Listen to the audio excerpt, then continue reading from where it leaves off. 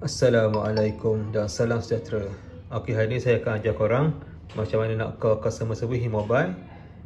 Okey, untuk video ni akan ada dua cara. Satu untuk pengguna postpaid dan satu untuk pengguna prepaid. Dia punya menu berlainan. Okey, untuk pengguna postpaid, cara dia sama saja. Kita ambil nombor pendek saja, 01318. Itu saja nombor dia. Ataupun yang penuh 018 388 1318. Okey, nak call customer service mobile ni hanya boleh guna SIM card U-Mobile sahaja. Okey. Okey, first kali kita call untuk pengguna postpaid ya. Ini untuk B dulu lah.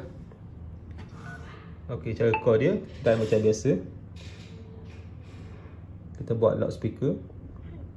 Welcome to U-Mobile. Okey, dengar saja ayat yang pertama ni. Dear valued customer, we are currently experiencing high call volume. Your waiting time may be longer than expected. Okey, ni korang dengar dulu sampai dia habis cakap lah. Alternatively, you may visit My U-Mobile app for assistance. We apologize for any inconvenience caused. Jika anda membuat panggilan untuk nombor ni untuk nombor 01 nombor telefon kita ni, terus tekan nombor 1. Kita skip dulu. Jika anda ingin saya mendapat maklumat berkenaan bil dan tekan je nombor 2. sila tekan harap maklum anda tekan nombor 1. aktif.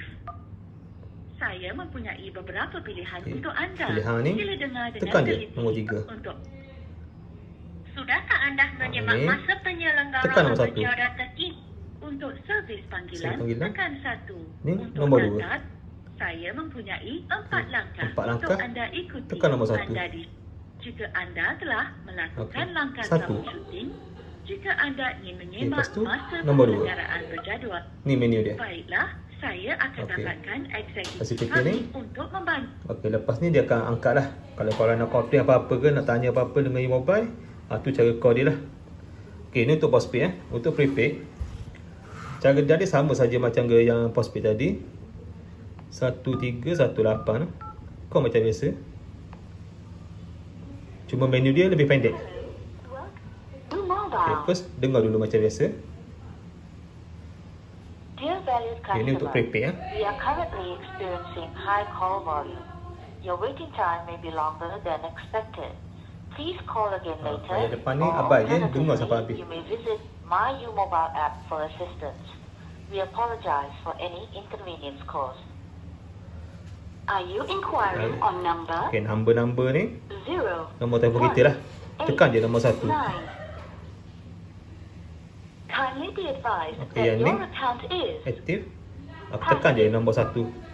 I have a few options for you option to ni choose from. Kindly tekan je listen carefully nombor 3. To find out more about U-Mobile promotions, press nombor 4. 1. Alright, tu je menu. Satu je tu 3 4. Okey. Lepas tu dia angkat lah. Okey, kalau korang nak komplain apa-apa ke, nak tanya apa-apa tentang mobile, okey, tu cara dia. Mudah saja. Ingat ada yang step dia. Kalau tak faham, korang boleh komen. Tekan dekat dengan komen, tanyalah apa-apa. Selagi saya boleh jawab lah. Nak komplain pasal line lambat ke, pasal kena scam ke, bil mahal ke, ataupun tanya pasal package ke iPhone ke, boleh tanya. Sebarang pertanyaan boleh tanya dekat U-Mobile HQ dekat KL ni. Okey, kita jumpa lagi di next video. Harap bermanfaat. Korang boleh like, share dan subscribe. Jumpa lagi. Assalamualaikum dan salam sejahtera. Bye bye.